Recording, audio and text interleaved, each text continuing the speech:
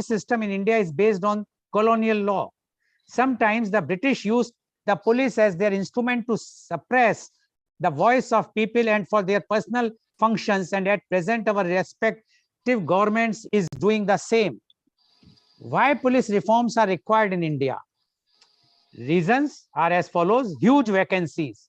While the sanctioned police strength was 181 police per lakh persons in 2016, the actual strength was 137 police. This is way too low when compared with the United Nations recommended standard of 222 police per lakh persons. Further, a high percentage of vacancies within the police force worsen an existing problem of overburdened police personnel. Custodial death. There are many cases on custodial death, means death by torture, pressure in police or judicial custody. During 1996-97, in 𝐂𝐀𝐑𝐔 𝐍𝐄𝐖𝐒 judgment, the Supreme Court issued a guideline against custodial death in India.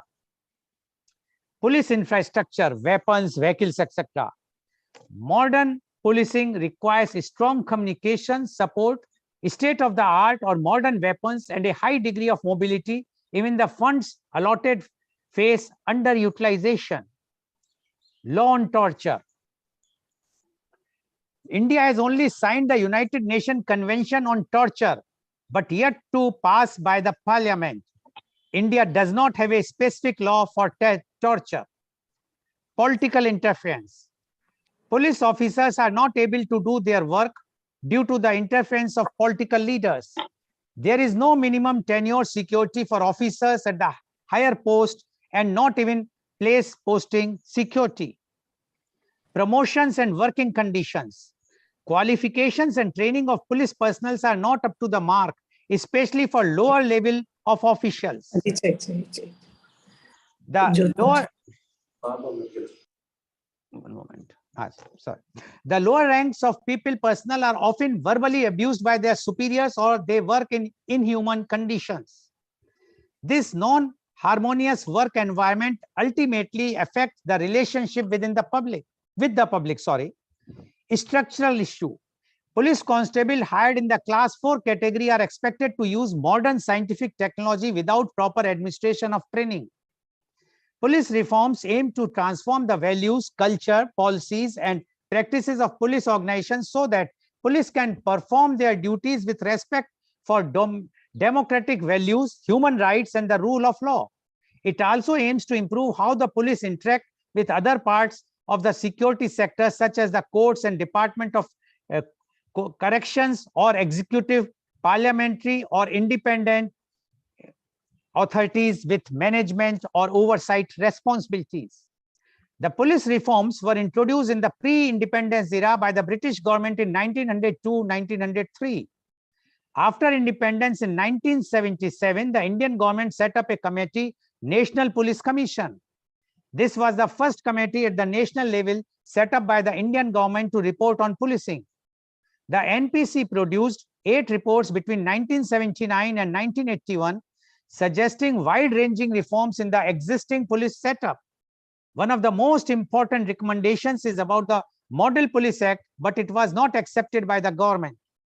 In 1996, one former DGP of Uttar Pradesh filed public interest litigation in the Supreme Court and demanded police reforms. On 22nd September 2006, the Supreme Court of India delivered its landmark judgment in the famous Prakash Singh case, mandating countrywide police reform and issuing seven crucial directives to immediately start the implementation process. Post 2006, Supreme Court created Justice Thomas Committee to review the 7 directives. In 2012-2013, Justice J.S. Verma Committee was constituted to recommend amendments to the criminal law so as to provide for quicker trial and enhanced punishment for criminally accused of committing sexual assault against women after Nirbhaya scandal. This committee has recommended certain steps to reform the police, which include the establishment of a State Security Commission to ensure that the state government does not influence the state police, which should be headed by the Chief Minister or Home Minister, and also stated the 7 directives of the Supreme Court. And the 7 directives of the Supreme Court are: limit political control, ensure that the state government does not exercise unwarranted influence or pressure on the police, appointment based on merit, ensure that the Director General of Police is appointed through a merit-based, transparent process and secures a minimum tenure of 2 years. Fix minimum tenure, ensure that the other police officers on operational duties, including superintendents of police in charge of a district and station house officers in charge of a police station, are also provided with a minimum tenure of 2 years. Separate police functions, separate the functions of investigation and maintaining law and order. Set up fair and transparent systems. Set up a police establishment board to decide and make recommendations on transfers, postings, promotions, and other service-related matters of police officers of and below the rank of Deputy Superintendent of Police. Establish a police complaints authority in each state. At the state level, there should be a police complaint authority to look into public complaints against police officers of and above the rank of Superintendent of Police in cases of serious misconduct, including custodial death, grievous hurt, or rape in police custody. At the district level, the police complaints authority should be set up to inquire into police complaints against the police personnel of and up to the rank of Deputy Superintendent of Police in case of serious misconduct. Set up a selection commission. A National Security Commission needs to be set up at the union level to prepare a panel for selection and placement of chiefs of the central police organizations with a minimum tenure of 2 years. Niti Aayog suggested the following reforms: state level legislative reforms. States should be encouraged with fiscal incentives to introduce the Model Police Act of 2015 as it modernized the mandate of the police. Administrative and operational reform. A task force must be created under the MHA to identify non-core functions that can be outsourced to save on manpower and help in reducing the workload of the police. Functions such as serving court summons and antecedents and addresses verification for passport applications or job verifications can be outsourced to private agents or government departments. The state should be encouraged to ensure that the representation of women in the police force is increased. India should launch a common nationwide contact for attending to the urgent security needs of the citizens. Niti Aayog also suggests moving police as well as public order to the concurrent list to tackle increasing interstate crime and terrorism under a unified framework. Unfortunately, not much has changed in the way policing is done in India. Despite widespread disenchantment and discontent with the functioning of the police force, the cause of reform has not captured the imagination of Indians. Is it because of inadequate apprehension of the importance of good policing for the health of a vibrant democratic society with economic potential to develop into a world power? Or is it sheer apathy, a feeling of having given up? Possibly a mix of both. And to discuss this very, very important and relevant topic, police reforms in India, first, I would like to take the views of a citizen of India, although everyone is citizen of India, but a normal general citizen of India, how he feels about the police and the policing in India. And then we will go to our expert panelist, although he is also expert, but in a different field, but those experts on the policing. So I would like to invite my first panelist guest, Dr. Naveen Gupta. Dr. Naveen Gupta is the director of Hindustan Institute of Management and Computer Studies, HIMCS, Sardar Group of Institutions, Mathura. Dr. Naveen Gupta is a leading behavioral scientist, trainer, management consultant, and therapist. Dr. Gupta, welcome to our show. Thank you very much, sir. Dr. Gupta, you being a director of a reputed institution, you are training and teaching MBA or students equivalent to that students. But as you are saying that you have also suggested that you would like to raise few points as far as the police is concerned. So we would like to know your views on police reforms in India. Dr. Naveen Gupta, please. Thank you very much, Mr. Lal Goel, sir. Can you just turn your mobile down, please? Just put it down towards yourself so that you can come up, so your face can be yes, yes, and just on one side, the other side, so that you can come in the center. The other side, you can shift to other side if you cannot move the camera. No, no, okay? no. I'm not saying up. I'm saying or shifting on one side. You just shift from your chair on one side. Shift your chair on one side. Yes, please. Now your camera has to be up. You have made it very down. Just a little. Just a little more. Little more. Little more. Yes, that's it. Fine. Thank you. Please go ahead. Yeah, go ahead. Thank you very much. Thank you very much, Mr. Lal Goel. Though you have already mentioned, as we all know, police personnel, police force is the strongest pillar of the democracy and the custodian of the constitution. I don't know what to talk because police personnel are also part of the society. What is wrong in a man of India is wrong with the police personnel also. In general, we need national rebuilding, national character building. But you have already mentioned about the Dr.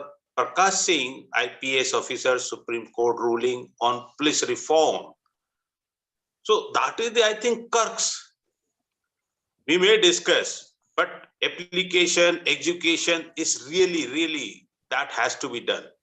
The 7 directives, which you have mentioned already, but if we talk about what need to be changed, first, servant of the people, not masters. They are not the master. तो वो ruler, police say, उनका role has to be changed now as a public police. Police से जो security, if I talk as a layman, वो एक image rebuilding की बहुत ज़्यादा जरूरत है. Though I'm not saying, I don't know, there might be some initiative of the people, those are sitting here also, a big community participation. Since last 2 years, I am just observing. They are coming to the students also. They talk about the cyber crime. They discuss about, वो women से भी बात करते हैं, बच्चों से बात करते हैं, बड़े friendly manner से. But change is very slow, which need to be reinforced. They have to be motivated. They seems to be now very friendly. If I meet to the any IPS officers now, तो my fear as an academician is not that much. वो भी थोड़ा सा लगता है कि ये कुछ हम में से लोग हैं. तो वो जो सारी बातें कहती है प्रकाश सिंह के जो 7 directives थे कि माई बाप colonial hangover that has to be कैसे होगा कैसे नहीं होगा.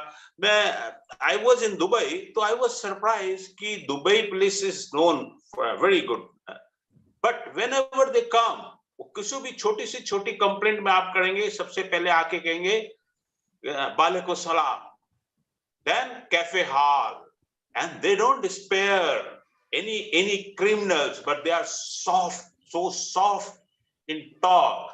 हमारे यहाँ थोड़ा सा प्रॉब्लम है कि जब तक भोकाल ना दिखाया जाए, वर्दी का भोकाल ना दिखाया जाए, तब तक जो है nobody will take you seriously. Maybe they are right, क्योंकि that may be the mindset of the public also. They don't want to change. तो उनका एक थोड़ा सा दूसरा चीज जो मेरे को लगता है in civilian behavior, even of the senior officers, the way they talk, तो वो ऊपर से नीचे तक ऐसे ही डायरेक्शन होता है. Sorry, Dr. Gupta. See, this is live telecast. You have to be in the frame. You are going out. Please come in the center. And yes. Now it's okay. At least your face can be seen. Nah? Otherwise, yes. Please go ahead. It is okay. So वो जो एक perception public के दिमाग में बन गया है, that has to be somehow, वो कैसे होगा, क्या होगा, ये बतले इतने important issue है कि I was in एक initiative था यहाँ पर IG आगरा का, तो he wanted me कि भाई जितना भी हमारा police force है उनको थोड़ा सा आप train कीजिएगा. As a behavioral scientist, I was in a training program with them. I used to go Sitapur also. Rajesh Srivastava साहब, he used to call me. तो उनका एक ही सवाल था, कहने के एक कांस्टेबल, फीमेल कांस्टेबल का, कि why we have got such type of impression that, उसके words तो I would like to quote in Hindi, कि पुलिस की नौकरी झंड, फिर भी इतना घमंड. That speaks a lot. That speaks a lot. I was talking about the incivilian behavior of the senior officers. Whenever they talk, they use so many foul language. And perhaps मुझे ऐसा लगता है उनकी personal life में भी, I may be wrong also in my own perception, कि उनकी personal life में भी जो उनका न्यूरो लिंग्विस्टिक साइकोलॉजी है वो बहुत ज्यादा है. Because I deal with the mental health issues. Counselling cases को तो पूरे दिमाग में घूमते रहते हैं, तो पूरे दिमाग में इनके क्राइम और फिर वो जो फाउल लैंग्वेज है और वो कहीं ना कहीं शेयरिंग. मैं जितने भी पुलिस ऑफिसर्स हैं या हमारे जो एमबी के स्टूडेंट्स है, बच्चे काम कर रहे हैं, मैं कहता हूँ वॉट एवर द सिस्टम में be too much bad outside, but when you are in house, so don't, क्योंकि please, with due regards, I have seen they have a different kind of mindset. The children of the police officer, not of the police officer, all जितने भी bureaucracy के लोग होते हैं different kind का, but there are few very sensitive people. They know how to handle such type of thing. The another issue which I feel very, very important, that is the mental health issues. We don't bother, we don't have time to discuss about the personal life of any subordinate. Maybe आप भी बहुत ज्यादा pressures में हैं, maybe जो political nexus है वो उनको एक मजबूरी भी बन जाता है how to handle. तो वो जो एक मेंटल हेल्थ इश्यू की, जैसे अभी सीआरपीएफ ने स्टार्ट किया है after this episode of the Chhattisgarh, तो वो एक काउंसलिंग चौपाल जो एक इनिशिएटिव है, that's a wonderful initiative. Execution कैसे होगा मुझे नहीं पता, कि हर ऑफिसर अपने सबऑर्डिनेट से 20-30 का एक ग्रुप बना के दे start talking as the first aid of psychological on psychological issues. That has to be reinforced, that has to be inculcated in the police officers also, because as a counselor I keep on having number of cases, especially इनके जो बच्चों में जो issue आता है, aggression का issue आता है, neurotic issues आते हैं, उस पे बहुत ज्यादा जरूरत है कि एक हमें इनको psychological support दिया जाए. We all know the issues. छुट्टी का प्रॉब्लम है, दिवाली इनकी नहीं मनती है, होली इनके नहीं मनते हैं, and we also understand, we have respect for the police officer. Police officer का जो रोल है वो it is just like oxygen. Just imagine, I understand very well. Just imagine कि अगर पुलिस ना हो तो पुलिस का रोल जब सामने होते नहीं दिखाई देता है, but when they are not, तो internal security में जो उनका रोल है, that is very, very important. लेकिन ये जो हमारा है कि कैसे इनको सॉफ्ट स्किल्स के लिए ट्रेन किया जाए. An innocent person should feel confident in presence of you. पर हमारे देश में थोड़ा उल्टा ही हो रहा है. जो इनोसेंट आदमी है, जो शरीफ आदमी है, वो घबराता है. Criminals, they don't bother about the police officer.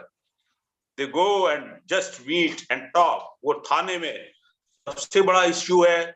एक कभी सीतापुर में एक ट्रेनिंग प्रोग्राम में था विद सब इंस्पेक्टर्स, तो मैंने कहा हम लोगों को इतना डाउन द लाइन, क्योंकि ये स्टेट के अंदर में आता है, मुझे ऐसा लगता है कि it should be under the central level, और क्रॉस कल्चरल एक थोड़ा सा इनको एक्सपोजर देने के लिए दे शुड बी ट्रांसफर्ड.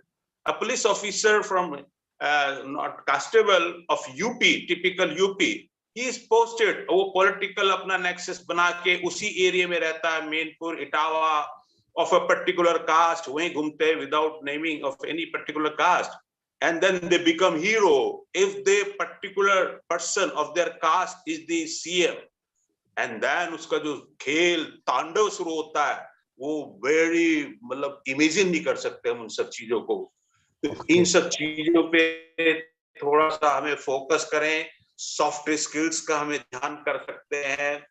एक ऑलरेडी सारे बहुत सारे इसमें आया हुआ.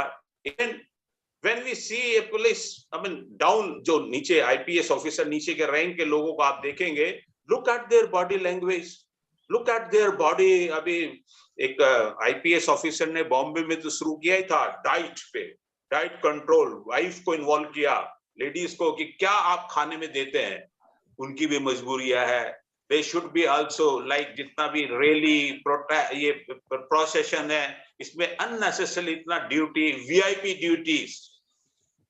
जरूरत कहाँ है? Crime control, traffic control. लेकिन I have seen, without naming, let me speak boldly also. I was talking in your last show also, कि भाई एक justice, he is going for a personal shopping of High Court, Allahabad High Court, and उसके दो गाड़ी पीछे police की, दो गाड़ी उसके सामने, और सामने उसके सिकंदरा चौराहे पे जाम लगा हुआ है. तो role of the police officer, मतलब they are not to be blamed. पर एक इस तरीके का बन गया है. तो how we can change ये all these things? As I have given the example of the CRPF, so we have to start counseling center also for them. And okay, so I think Dr. Gupta will, yeah. So thank you, Dr. Gupta, for raising few issues. I will just want to say something because you have raised some very, very important thing. First thing, we should also appreciate the police. The way the police constable, if we are talking of police constable, he is standing in a whether hot summer or rains or winter, cold winter, on a chorha, on a level or the crossing, and with full of pollution. I am sure any one of us who are not in police department can not stand there for 10 or 15 minutes if all the cars are going or trucks are going here and there with full of pollutions which is coming. So this is a basic difference in India and other countries. There is no pollution, so the police can work smoothly. This was first thing. Second, you have mentioned about you see the condition, pathetic condition I have seen in Mumbai. The housing condition of police constables or the sub-inspectors, etc. They are not getting any housing near to their police station. They are staying 30 kilometers, 40 kilometers away. They have to travel every day in the morning. Their duty hours are not there. Police is working 24/7. Festivals, we celebrate Holi, Diwali, Eid, Christmas. For them, they are on the road. And I will tell you, one of the police officers, she's a young IPS officer posted in West Bengal. She was on my show, one of the earlier show. And she mentioned that in COVID, if your everything was saved, your establishment, your shops was saved, this is because of police. Because for thieves or for dacoits, this is the right time because everything is empty. They can take out anything. But the police was doing work day and night to safeguard all of us, our properties also. So we have to definitely consider this aspect very seriously, okay, what we are providing to them. Then you have mentioned about the mindset of police officer. I disagree with you, Dr. Gupta, with due respect to you. Ms. Bhaguna knows my connection. My sister-in-law is also a senior IPS officer. She is now retired, 77 batch. We never found anything in her. At least I have seen, and I've seen many IPS officers, lady IPS officers, gents, that they use a foul language at home. They are more courteous, more down to earth than a normal housewife or any other service class lady. They have no airs in their thing. And their children's, with due respect, again to you, they are highly qualified. I have seen, so I can vouch. There are cases few cases where someone is having problems due to some other reasons. As far as you have made a very good point about the transfer, but the transfer for the IPS officers, yes, within a state, and they can go on deputation to other state or to the central government. But for the constable to transfer to other state, the problem is the language. The biggest problem is language. They cannot write what is happening in other state. That is the things. But yes, you have made points that they require more counseling, especially the lower staff and lower constabulary, etc. And they require we should give some mental health thing. So when we will discuss more and when I will come back to you, we will have more questions to you also. And then we will see how the police reforms can be done. Thank you very much, Dr. Gupta, for giving your opening remarks and making the very important points. Now I would like to invite my next panelist guest, and she is Miss Aruna Bhoguna. Miss Aruna Bhaugana is the former director of Sardar Vallabhbhai Patel National Police Academy, Hyderabad. She joined the Indian Police Services in 1979, the first woman in this service in the erstwhile United Andhra Pradesh. Miss Aruna Bhaugana, you have heard what Dr. Naveen Gupta has mentioned. As a behavioral scientist, as well as he is a director of a very famous MBA institute, management institute. So his reservation, because he is giving his views because he hails from UP. I also hail from UP, and the conditions in UP and other states are different as far as police. I have seen in Mumbai lots of difference, in Karnataka difference. Now we would like to know your views on police reforms in India. Miss Aruna Bhaugana, please. Yes, please. Good morning, Mr. Goel, and good morning, Dr. Gupta, and to all the viewers here. To start with, I have heard two views. I have heard Dr. Gupta and I have heard Mr. Goel. Now, unfortunately, I know it is not only in India, but I think all over the world, there is a very definite mindset against police, because the nature of policing work is such that it deals only with negative kind of work. It is like a mother. Between mother and father, if you see the parents at home, mother is always checking the child for doing something wrong. Father is there for taking the child to go bahar shopping ke liye, ya movie ke liye, ya, to have fun, to play games. So this is really, in fact, when I joined the police, many of our senior officers used to say, if you are a good police officer, the public should hate you. The public should not like you. This was the old mindset. Now, of course, historically in India, we have come down from the British. I don't want to go into all that details, where the police was used to suppress the public, to put them down, to keep them under control, to keep away whatever law and order issues which are associated with our freedom struggle. Now, the same khaki uniform, the same badges of rank, the same kind of cap, the same ranks, starting, of course, then it was IG, now it is DG, down to constable, the same image continues. And even now, like I keep telling people, if the child is not drinking his milk, khana jaldi kha lo, doodh pee lo, nahi to hum police wale ko bulayenge. Homework aap nahi kare to homework nahi kare, hum police wale ko bulayenge. If the policeman is walking on the road, dekho police wala udhar hai, wo aapko pakad ke le jayega. So from childhood, we also instill a kind of hate and a kind of fear of the police. I agree there should be a fear of law. There should be, but more than fear, I feel there should be a respect for law. I was very happy in some schools when they teach, they would take them to the assembly or they would show them parliament, small children. And they'll say, see, this is the place where the rules are made, because children don't understand what is law. They know rules. They'll say, this is where rules are made, that you should walk on the left side of the road. You should drive on the left side of the road. You should stop at the traffic light. When there's a red light, you should stop. So children are taught from a very young age how to respect the police and to understand why laws are there. Now, Dr. Gupta, I would like to ask you one thing. You have spoken, yes, I agree. There is a lot of truth in what you have spoken. The image of the police till today is corrupt, inefficient, full of pride and, full of hava kind of that. That is all I agree. But you look at the common man. I live in a city called Hyderabad. There are cameras everywhere. We are supposed to be the city with the largest number of CCTV camera coverage in public places.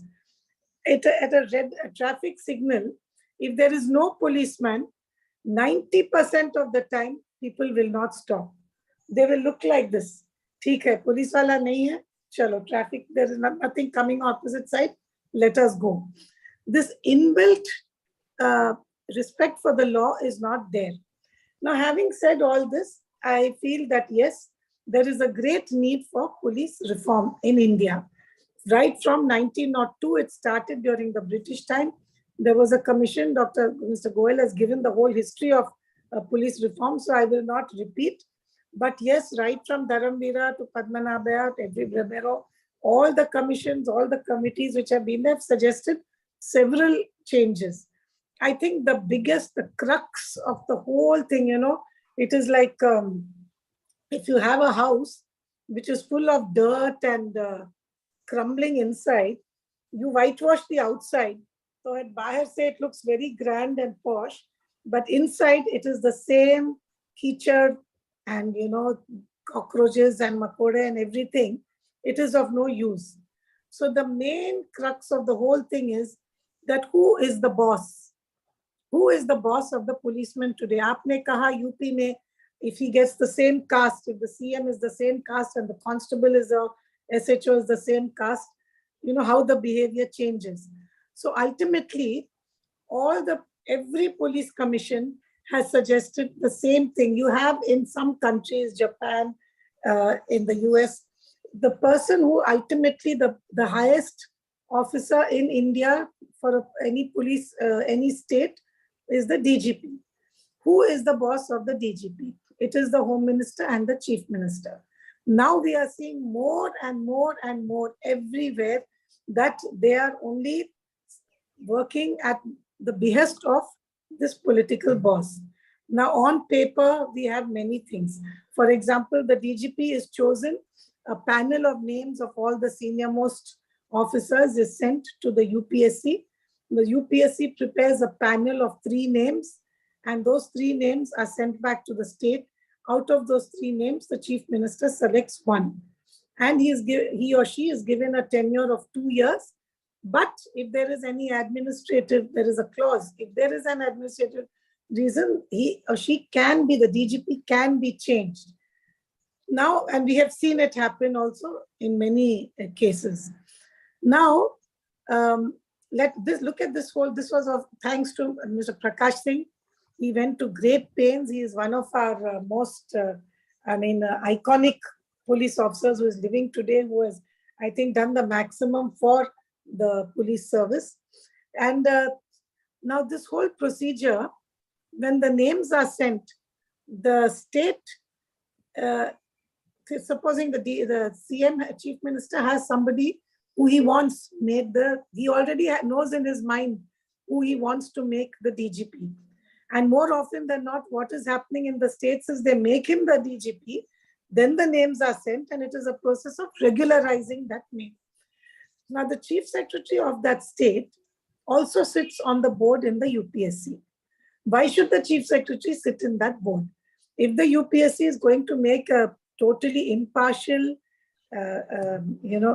clinical decision, all the annual, what an annual confidential report is, every year for every police or every officer from every government officer, from the time they join service, every year, an annual confidential report. It is now called annual performance appraisal because it is no longer confidential.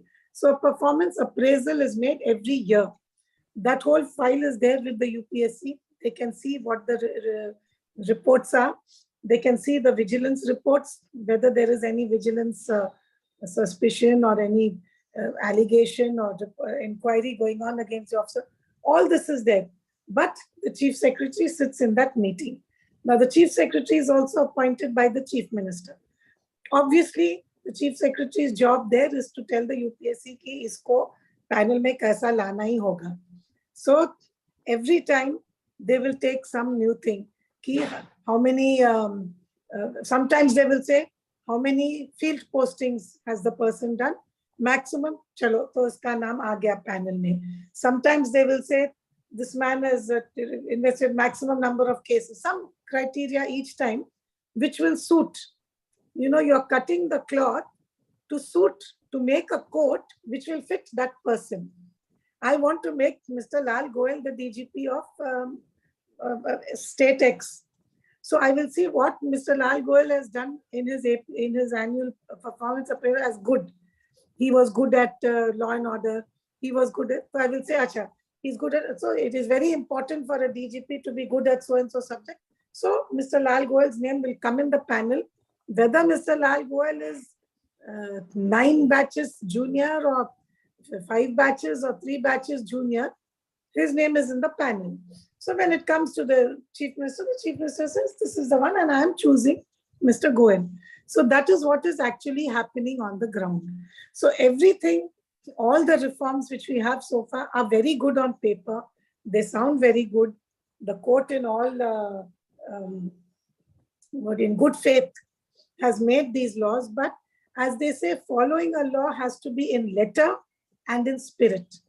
You can follow it in letter, but if the spirit is not there, it can always be something else.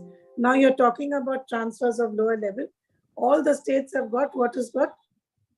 Boards, PEBs. They are supposed to be doing the transfers of all these lower DSP below postings. Theoretically, it is all done by the PEB. But what happens on the ground? The local MLA, the local MP, they prepare a list.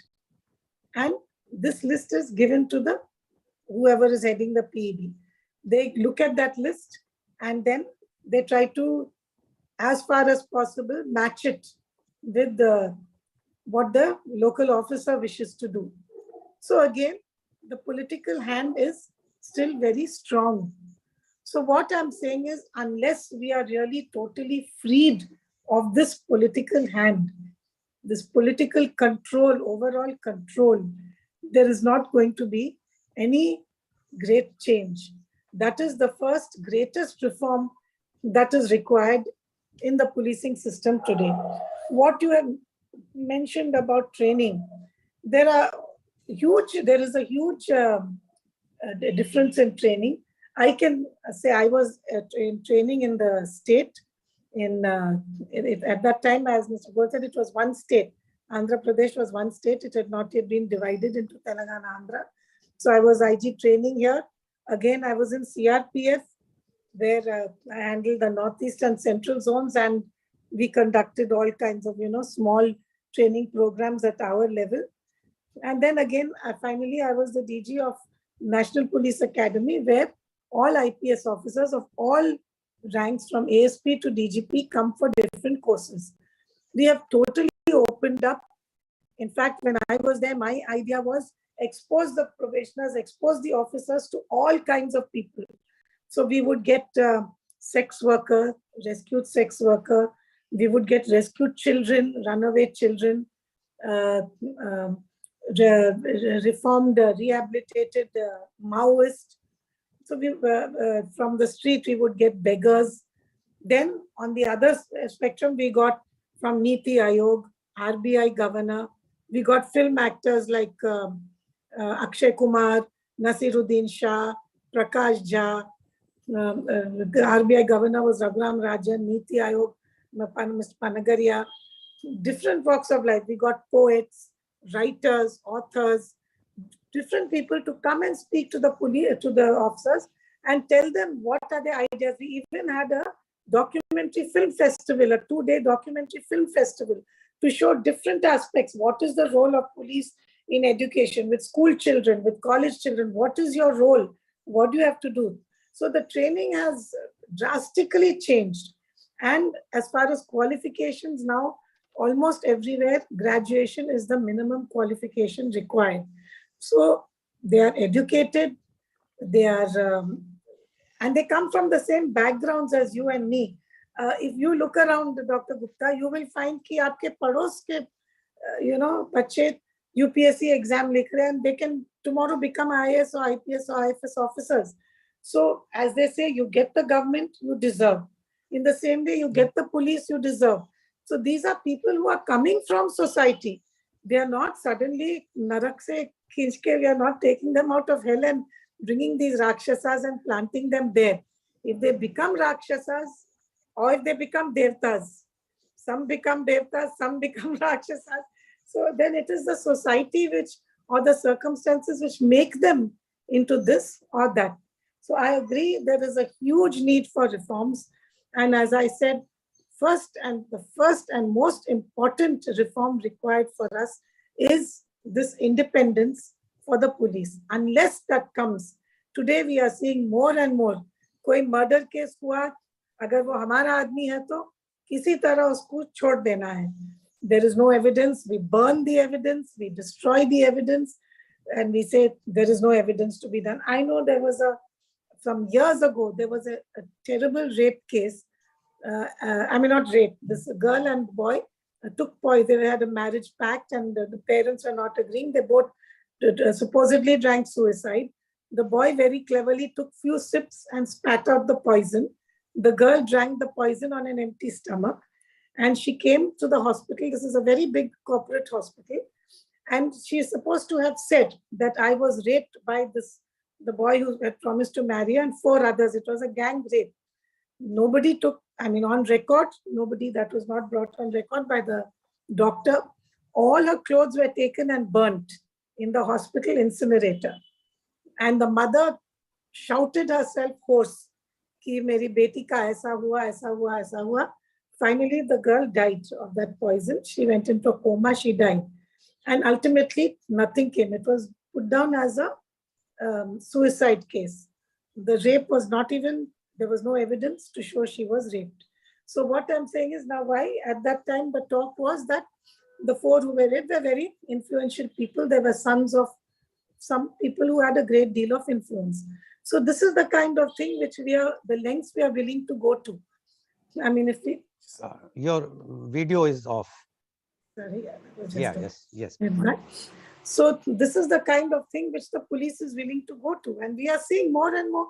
You are saying, I don't want to go into specifics because it will lead to political, I don't want to get into the political, this party or that party. I feel all parties do it. All politicians are doing it. All leaders are doing this.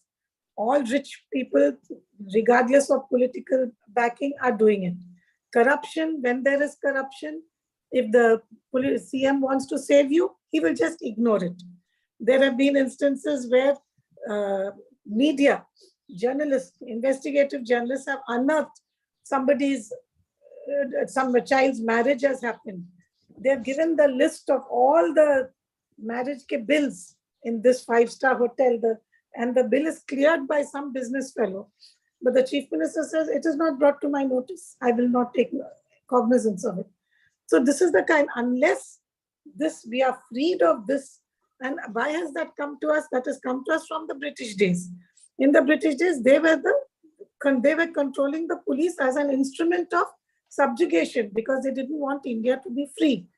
And the same model, the same 1861 Police Act is continuing till today.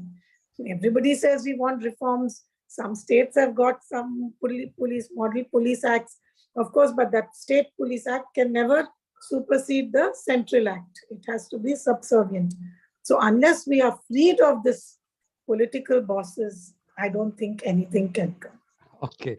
Thank you very much, Ms. Bahuguna, for giving your views. And Ms. Bahuguna, before I will summarize her, I would like to inform our viewers the image of police is always strict and stubborn and whatnot. But Ms. Bahuguna, during the COVID time, she supplied so many things like food, even for chappal, sleepers, to all those migrant workers who are running from one place to another, going to their native places. She has done so much work. And that is what is one should understand. They are also human beings. But they have to be strict if they have to enforce the law, because law has to be very strict. But to make an image that all are like this, I think I know many of them and they have done so good work. Hats off to them. Thank you very much. And plus, what Ms. Bahuguna said, very important point is, until unless the police force will not be independent, free from the political interference, this whatsoever reforms we are talking stands nowhere. And whatsoever we have grievances against the police force, it is because the interference of the political leadership or the political interference. If it will not be there, then police is such, then they says that agar police chahe to ek bhi chori nahi ho sakti kahin bhi. And this is fact also. They have that much power. They have that much intelligence network. They knows each and everything, but they are handicapped. Their hands are tied because of the political interference. Thank you very much, Ms. Bahuguna, for giving your views. Now, I would like to invite my next panelist guest, and he is Mr. M. Harisena Verma, IPS. Mr. M. Harisena Verma is of 1985 West Bengal cadre officer. He worked in various capacities in West Bengal till 2004, when he joined Government of India. He was SP of Birbhum district and North 24 Parganas district, which was the largest district in India in terms of population. He served as United Nations Police Monitor in Mozambique in 1994. From 2004 till 2019 December, when he retired, he worked under Ministry of Home Affairs in Delhi, Trivandrum, Agartala and Chennai. He is a recipient of UN Peacekeeping Medal in 1994, Indian Police Medal in 2001, President's Police Medal in 2009, and Ati Utkrisht Seva Padak in 2020 post-retirement. He has written a 500-page analysis on Gita in Malayalam, which was published by DC Books. He is continuing research, study, and writing on Gita. He has also published several poems, short stories, and articles in Malayalam and in English. Welcome, Mr. M. Harisen Verma on our show. Mr. Verma, you have heard Dr. Naveen Gupta, and you have also heard Ms. Aruna Bahuguna. Both have given their views, as well as the report which I read initially. We would like to know from you a view about the police reforms in India. Mr. M. Harisen Verma, please. Good morning, Mr. Goel. Good morning to my fellow panelists, Dr. Gupta, Aruna Bahuguna, Madam, and others. And thank you for inviting me to this discussion. There is no doubt that police in India needs urgent, large-scale reforms. One reason, as Madam Bahuguna told, that the laws supervising the police are from the colonial period. They were based on the possibly the Irish constabulary then, and not on the British police itself, which was much more humane, had a lot of reforms under Mr. Peel. So they were people friendly. Here it was a colonial suppressive force. That is, it was meant to be that. So there was need for reforms after independence. But what has happened is that there has been no reforms and there has been more deterioration. I will come to that, why there is more deterioration in certain aspects. Maybe there's some improvement somewhere, but the deterioration is obvious. So what happened was that the rulers of the independent India in the center and the states, they also wanted to use the police in the same way as the British were using. The attitude didn't change. And there was several other Westerners also who wanted and wants the police to be like this one. They won't tell it openly, but they all want it to be this so that their interest will be served. Here we have to think in the larger framework of criminal judicial system of India. There are four arms, as we all know: police, prosecution, judiciary, and prisons. So it is the need of these Western interests to keep this criminal judicial system under their some control or other, and so that their Western interest will be served. It is not for the serving the interest of the people. Now, politicians are not the only problem, but they are one major problem. And how they are the problem and why they are very particularly interested in police. You know that in most of the states, the chief minister is the home minister himself and in charge of the police directly. And the ruling political party always wants the police to be, police department to be under that party only, the dominant political party, even in an alliance. Why? Why everybody wants police to be under its total control? Why different Westerners want? One is this the fact that, say, I will just anecdotally tell, in West Bengal when we went, people were telling that police is the government after 6 o'clock in the evening till 10 o'clock in the morning.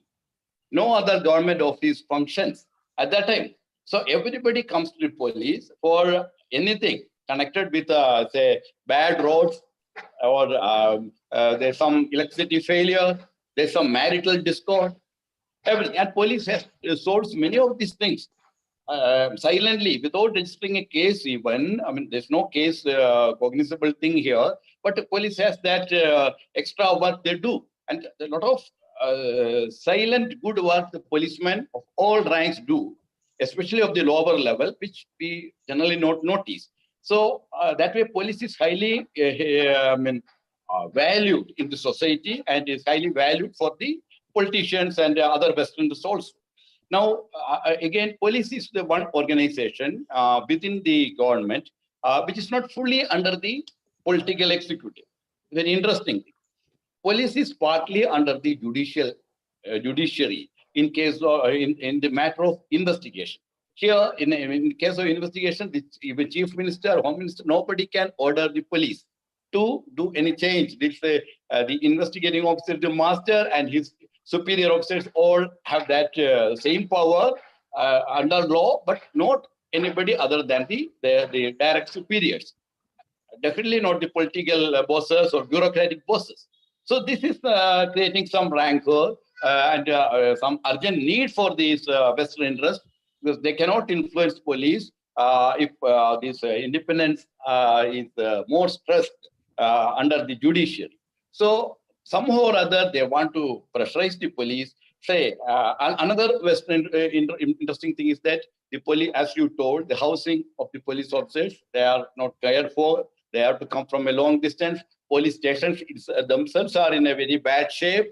Equipments are not given. Why? It is partly intentional also. The money sent to government, state governments for modernization or policing, they're partly spent only.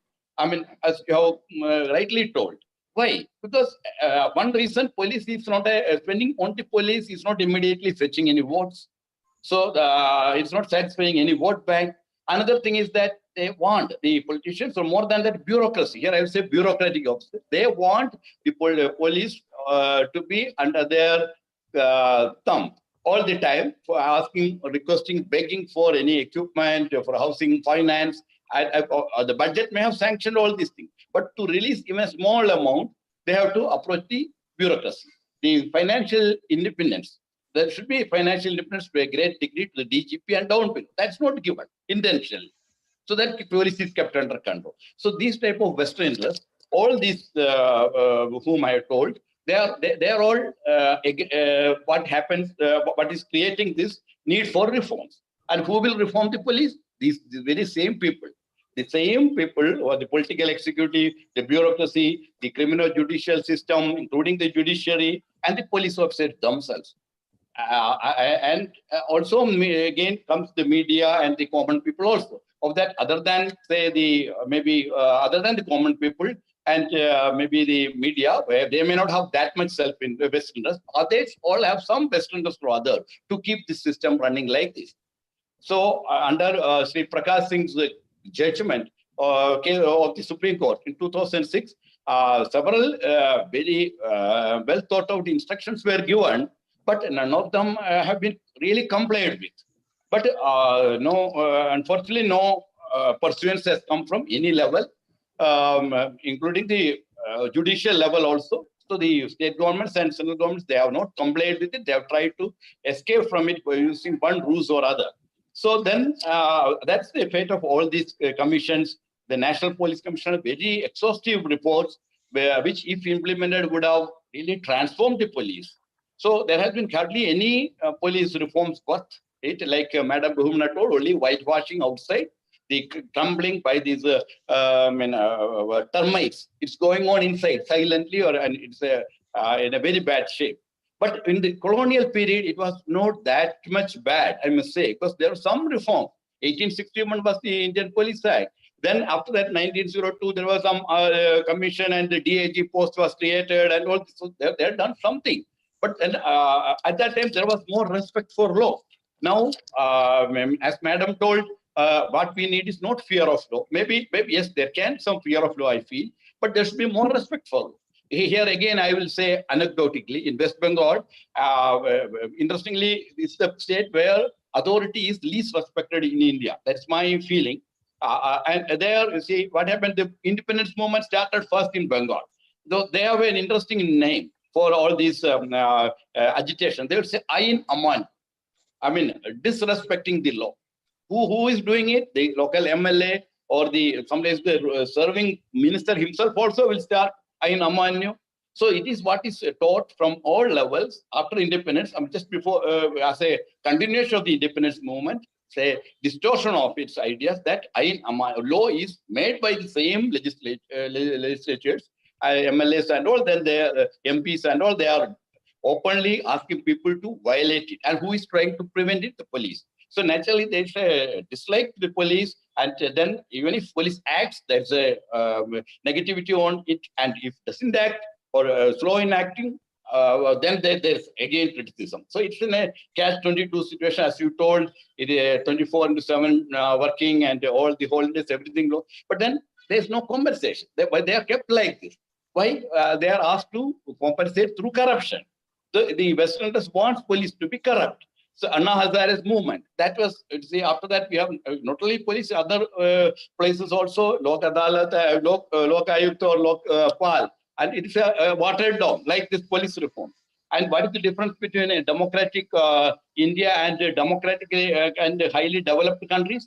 Democracy is fine, equal or good, but then the middle and lower level corruption, that's not there in Europe or America and all. They're all democratic. What we lack is this. Maybe there could be a corruption there at the highest level. That doesn't affect the common man that much. So one major thing for reform policy is the reduction of corruption. And after independence, corruption has increased. In West Bengal, again, I will tell, in say 1950s or 60s, among the district SPs, maybe one or two were corrupt.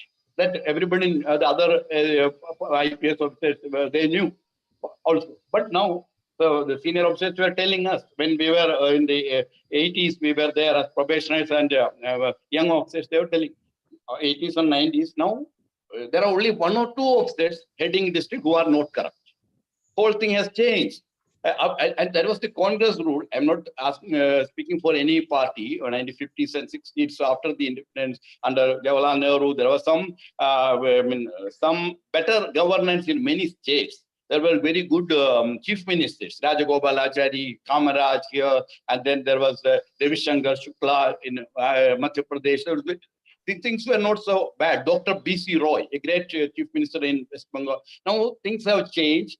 Of course, there are some good differences now also. The things are coming up, development is going on. But then these, they were better, and now after 60s and all, there was big deterioration in Bengal, and especially under the Communist Party. I must say, here again I have to name.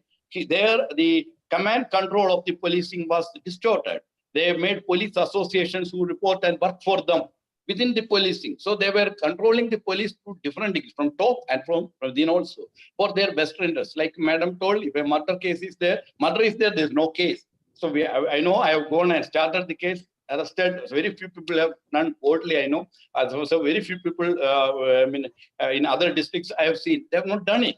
So this is continuing now. This is the trend in most of the states in the last 20 years or 30 years. At that time, Bengal was notorious for that. So there is more deterioration after independence because these Westerners are more and more trying. At that time, it was only the British colonial Westerners. Now there are so many, like this political, executive, bureaucracy, and all judiciary and criminal judicial system also included. And media also comes, and many sections of the common citizen and police officer, they don't want these reforms at all. That's why reforms are not happening. And one, 2-3 more points I may say. One is the recruitment. The deterioration starts from the recruitment. Mostly recruitment is over money. That for constable and SI, and it's all money exchange hands. So I mean, unless we make recruitment transparent. It is my experience. Maybe there's improvement in other places. So unless that is made transparent, things are not going to improve. The same fellow will continue till retirement. The same corrupt fellow will do much more after giving money to enter. They will get much more money. They will impose people, excuse people, and training. In training is the most neglected aspect, especially in the National Police Academy and all. Very good officers are brought as directors and other staff. But in the other state police academies and all, and most of the academies are neglected, and it's like considered like a punishment posting for police officers. So training has to be properly done, and then the character building has to be done. Even at the time of recruitment, some assessment of the character is needed. from the ranks of IPS downwards. So that's not done. So that that lacuna makes many of the younger officers also, they are not feeling like this. They all say everybody are corrupt. Let us make some hay while the sun shines. I mean, young IPS officers even, and constabulary is in the worst state. We have to change the structure of the constabulary, higher education for the recruitment. Well, it was told fine, and there should be better promotional aspects. In other countries, the same constabulary goes up to the highest rank. Maybe we cannot do like that up to the DGP level. Same constabulary goes.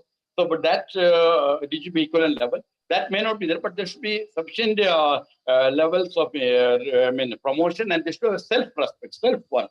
When I have a self-worth, I will not do certain things below my dignity. But that is, the constables are made to feel no self-worth. They are also made as orderlies in the house of many of the officers. Not only police officers, they do it rampantly, and for the other departments or the four arms of the some other arms of the criminal judicial system, they are being supplied. Instead of that, instead of abolishing the orderly system fully, as a police officer, I say there should be some orderlies are needed, because they say 24/7 phones are there all the time ringing. There should be uniforms, so many accessories to be taken care of. They can be followers recruited. So otherwise, an officer cannot survive. So then there's need of some media PROs, which takes away a lot of time of the police, and good work of the police is not brought to the society. So that also affects the image. That then we can have some professional media people at every level from district above. This needed, and major thing is that this we have to leave this vested interest. Somewhere it has to start from the topmost. And the federal structure is told to be a hindrance to that. But yes, it is there, but still the central government also can do much more. They can also release the police, the central police forces under them. I mean, from control to some extent. Madam Bhumana told the freedom from political control. I may just, with humble respect, due respects, I would simply say that freeing off totally from political control is not the ideal thing. They only make it more difficult for the politicians to do as they please, make the options as less as possible. But the ultimate control in a democracy has to be with the political executive. So that has to be there. So, and the dual control of the bureaucracy and the political executive, that is the specialty of Indian police, has to go. So it is, I mean, we are all agreeable in that this has to go somewhere. Somebody has to start sincerely. Somebody has to let go of the Western themselves and start doing it. Then there will be, definitely there will be improvement. Thank you so much. Thank you very much, Mr. Verma, for giving all the details. And he is also of the view that, but he says the politicians should be made such a difficult thing for the politician that they cannot interfere in it. But one thing we are seeing, the criminal who has been convicted who is coming out on parole, and he is giving jet plus security, and who is protecting him, the police people, the inspectors, and what is the condition of the moral or ethics of those police fellows who have caught that fellow, the criminal who was supposed to be in the jail, and he's coming out and he's getting all the things, and he's become a boss there, not a so this is, we have to, that's reform are required. And I'm sure that when I'm talking to the advocate, that even for a parole, the one declaration should be taken from that convict, that if he is going out, it is his own security. He will not take any security from the government. Otherwise, why is coming now? He's for 21 days, he's a boss. He's going here and there with the police fellows are in his toes. So thank you very much, Mr. Verma. Lots of things are required to be changed. Yes. Now I would like to invite my last but not the least panelist is Advocate 𝐂𝐀𝐑𝐔 𝐍𝐄𝐖𝐒. Advocate 𝐂𝐀𝐑𝐔 𝐍𝐄𝐖𝐒 is a renowned social activist and Supreme Court lawyer. He is practicing law for the last 42 years on the civil side. He appeared in Supreme Court and Allahabad High Court in several important cases. He is active on various social platforms of the city of Agra. He filed several PILs in Supreme Court regarding the RTI Act, etc. Recently, also, he filed a petition relating to road safety. His large number of articles were published in law journals. His articles were also published in many newspapers on various subjects, including environment, RTI, culture, etc. He has varied interest, especially in RTI and environment. welcome Advocate Jain on our show. Advocate Jain, you have heard all our panelists, Dr. Naveen Gupta, Ms. Aruna Bhuguna, as well as Mr. M. Harisen Verma. They have given their views. Now, being an advocate, and you know the Supreme Court has come out very, they have given a judgment, they have fixed 7 directives, etc., etc. Nothing has happened. Otherwise, if anything, if the order is not followed, contempt can be filed, something can be done, but no one is interested, because who is going to file the contempt? No, the political will is not there, and other things. Now, we would like to know your views, keeping the judiciary in mind in the police police reforms in India. Advocate Kishan Jain, please. Please unmute. Please unmute. Thank you, Mr. Lal, for inviting me and giving me a wonderful opportunity to share my views. I have heard all the esteemed panelists, and they have practically covered all aspects. We have imperfect past, imperfect present. How can we have the future perfect? That is the whole question which we should focus on.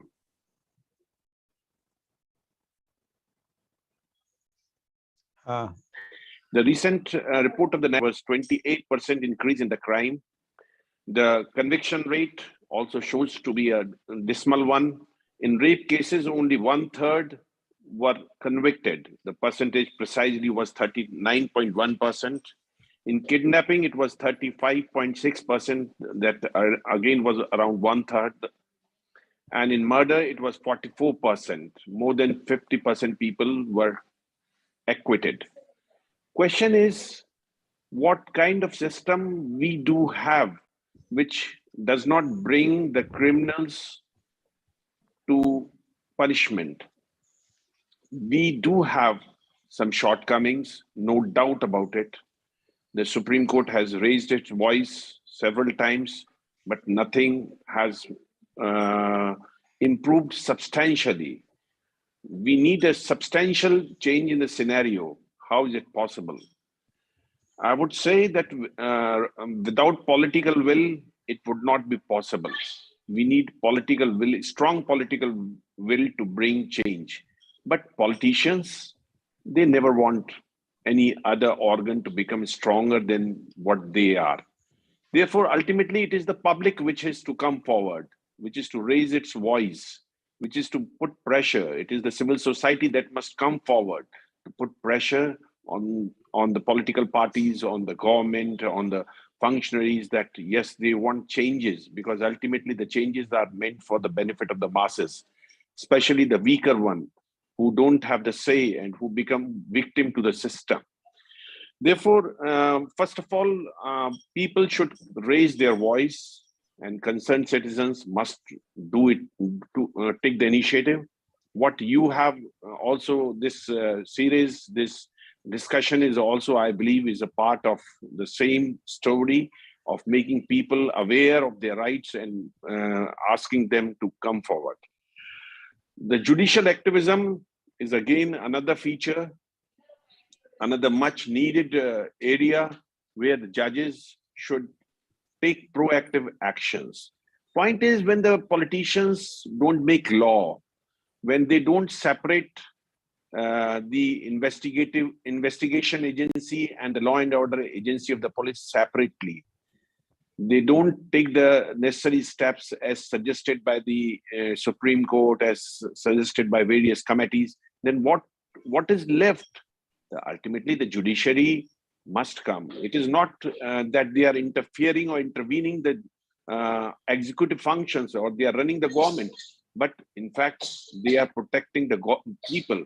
The masses are to be protected from the various evils. They are to be given justice, and for that, the reforms are needed. Therefore, what we would say is, public should come forward, the judiciary should take initiatives, and must pass the orders time to time to see that their recommendations, their orders are implemented. As Mr. Lal has rightly pointed out, the judiciary must take steps. Let there be contempt applications. Let there be positive directions for the government to take a decision. Because the government has to be forced for that. The most important reform should be to segregate and separate the investigation part agency of the police from the law and order. Then only there will be full focus. Then they will be insulated from the political influence, and specialized work is needed for investigating a crime. They will be able to focus and give a time delivery completion of the investigation, and the charge sheet may be filed. Therefore, we must focus this part of the reform very much. Madam and others have also talked, and you have also focused on modernization of technology. I say the face recognition software should be greatly used. Why not they can be used? We should have the data bank. Why not the Aadhaar information can also be utilized to find out criminals, though it may not be made the basis, but you can detect, because we have a problem of large population, and it's very difficult to find out many a times who committed the crime. Therefore, why not the Aadhaar information can be a source of investigation and collecting the evidence. Modern weapons, mobility of the police. And I also believe that we should have an extensive photography of the scenario. We have to bring the changes in the system. Once we bring the changes in the system, then the political influence would definitely decline. And so will be the case of the corruption of the police. Therefore, we have to bring the system changes. If we have the extensive photography of the site of occurrence of the crime, if we have the videography of that place, and that's placed on record, then the police cannot manipulate the facts. And so is the case with the recording of the evidence. Now the police records evidence, and they can tilt and twist the facts, what they record. But we should have the videography of the recording of the evidence by the police, so that it becomes a part, and police cannot put its own words as the statement of a witness. Therefore, we have to change the system of the functioning of the police to bring a system change. No doubt, the overburdened police is overburdened. You have given the figures that the actual strength is only 155.78 persons per lakh. We need to have a police-public relationship data. We should have the crime police ratio. That ratio, whether it is public and police, whether it is crime and police, that ratio has to be maintained. Unless we do have, how can we expect the police to become efficient when we can spend crores and crores of these lakhs of crores of rupees for distributing freebies, but we don't want to bring the change in police system? That shows the lack of political will and our lack of emphasis in that. The underreporting of crime has to be changed. The police, the online FIRs, the online informations, that must be the part of the system. We should not depend on the police to record information or not to record an information. It should be something automatic. They may register it, they may not register it. If they find that there was a primary FSI occurrence of a crime, they must register it. But we should not depend on the police that they may underreport the occurrences, because ultimately the society suffers the greater in that course. And they also reduce the gravity of the offense. There is a dacoity, they say that it is a theft. And so are the many other instances can be given. Therefore, we must see that the report system of reporting also improves. The delays and conclusions of the investigation must be avoided. They must be time-bound methods to conclude the investigation. The low rate of conviction may have many facets, but one of the facets is where the police officers have not performed well. They have not collected proper evidence. They have shown some lapses. Then such cases must be put put in the part of the service record of the IU. The IU should be, there should be a system to record the success of the, in terms of conviction of every IU, so that they are serious, they know that their record will come against them. What I believe is that public is to come ahead. We have to bring changes in the system, and the judiciary is to become active. No doubt what Madam Bahuguna has said has much substance, and we all need to work cohesively to see that system changes, because ultimately the law of rule is to prevail. A criminal is to be convicted. It is not the magnitude of the punishment that deters a criminal to commit a crime, but it is the certainty. Any person who has committed a crime must be convicted, must undergo the sentence. Therefore, we have to bring a system where certainty of punishment is there. May not be that we put him behind bars for 20 years. Let it be 5 years, but it should be certain, it should be expeditious. And we need also to bring the changes in the criminal dispensation system. Thank you, Mr. Goel, for giving me an opportunity. Thank you very much, Advocate Jain, for giving your views. And Advocate Jain says that it's require overall changes, including judiciary should also be proactive. Judicial activism is required, and someone has to file the contempt if they are not executing. But he says the overall changes are required, but this is only possible if the political will be there. If the political will is not there, because politicians never want that anyone become more powerful than them. Thank you very much, Advocate Jain, for giving your views. Now my question goes to Ms. Aruna Bahuguna. Are you there, Ms. Bahuguna? Ms. Bahuguna, are you there? Okay, I think she's not there right now. So my question goes to Mr. Verma. Mr. Verma, my question to you is, you mentioned about the media. We have seen that the police is almost, I would say 90% cases showed in a very, very bad light in the films we have seen. Don't you think that those films or those serials are giving bad impact on the young mind, the child? When they watch the film, they feel that the police is like this. They always reach late. They are most corrupt, as well as the media. Like we are talking about the present media, they are also showing police in a bad light. Don't you think media should also be changed, reformed? They should also be said very clearly. After all, it's a very, very important organ of the society. If you always show them in a very poor light, what impact will be for the youth today about the police? What they will feel? What do you say about this, Mr. Verma?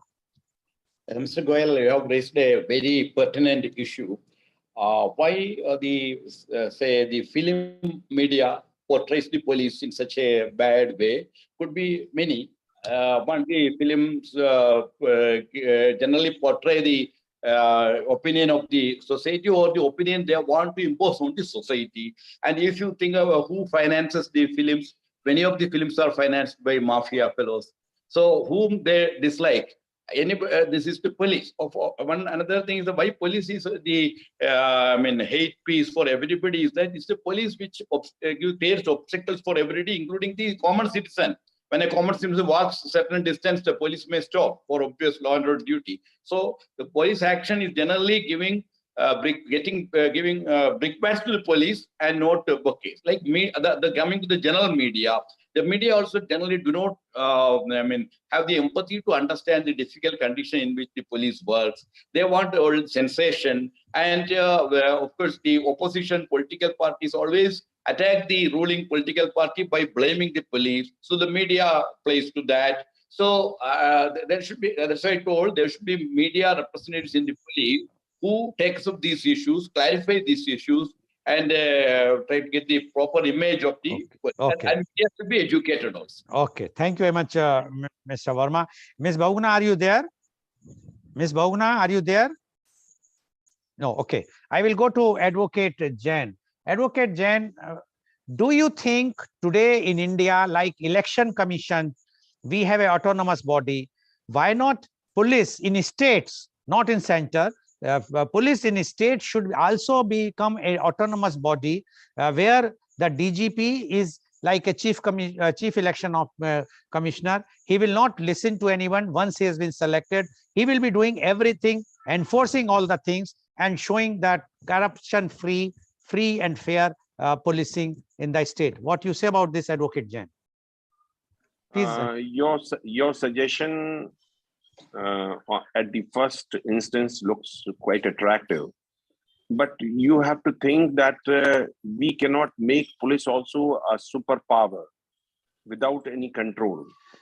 Ultimately, in democratic system, the government is responsible to the public, and the public, therefore, how they manage the show, how they control the law and order, how they bring the criminals to prosecution and punishment is the direct responsibility of the government.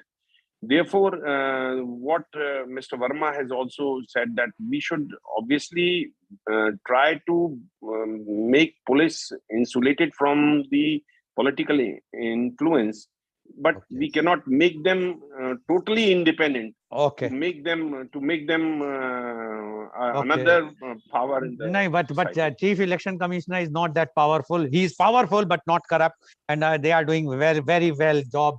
We have seen in the elections. Ms. Bahuguna, are you there? I can see you, Ms. Bahuguna. Yes, please.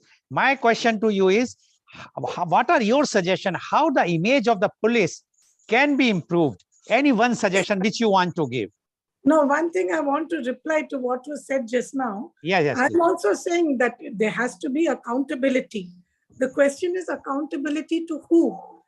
So when you have accountability only to the chief minister who has a vested interest in the state, naturally it will not be an impartial or objective view. So yes, let there be accountability, but like I'm saying, like in Japan, some other countries, you have a committee or a board to who the DGP is accountable. So that board can comprise, anybody. It can be somebody from the political side, one from the judicial side, or retired officers. No, one from a respectable person from society, civil society. It can be like that, a board of 3 or 5 drawn from different walks of life.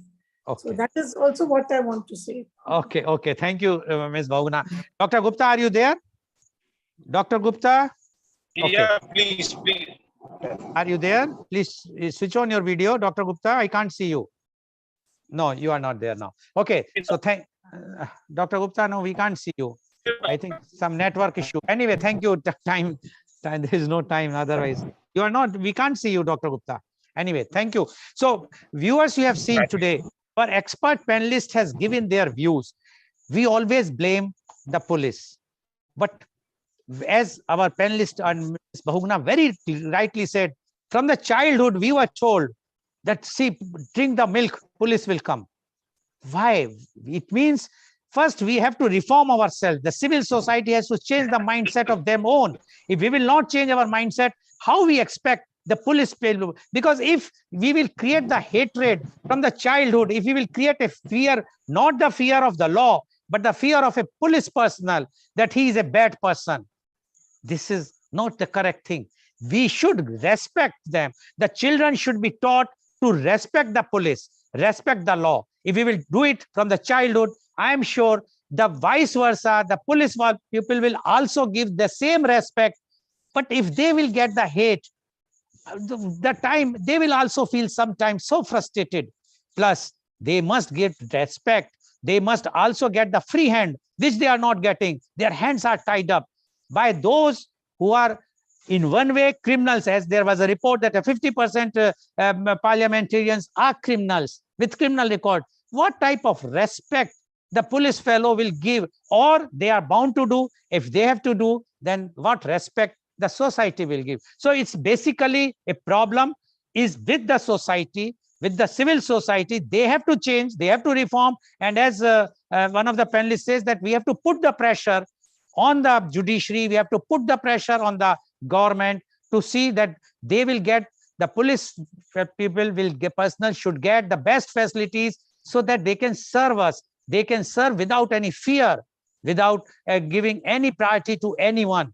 Then only the reforms can take place. Otherwise, as our panelist says, that it is going worst, and it has become a house inside the termites are inside, and outside it is whitewashed with a very good paint and whatnot. Thank you very much. And today's program has been live telecasted by V4 News, Caru News, V4 Stream, Malnadu TV India, News Gaon se Samvad Sarocar News, Bharat Post News, Gyan, as well as shown live on Facebook and YouTube. And in our endeavor to bring to you every day a new topic in our media conference with Lal Goel at 10:30 a.m. Tomorrow our topic is music, medicine for soul.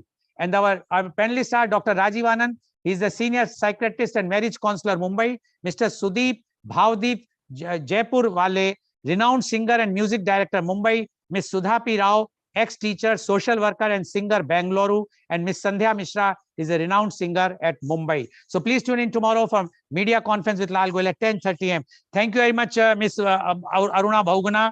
Thank you very much, Mr. M. Harisen Verma. Thank you very much, Advocate Kishan Jain. And thank you very much, Dr. Naveen Gupta, for joining and enlightening us with your views. And I'm sure our viewers are quite enlightened today, and they know the difficulties what police fellows are facing. So instead of blaming them, try to change yourself and try to blame those who are responsible for these deteriorating conditions and the behavior of the police. Thank you very much. Thank you all.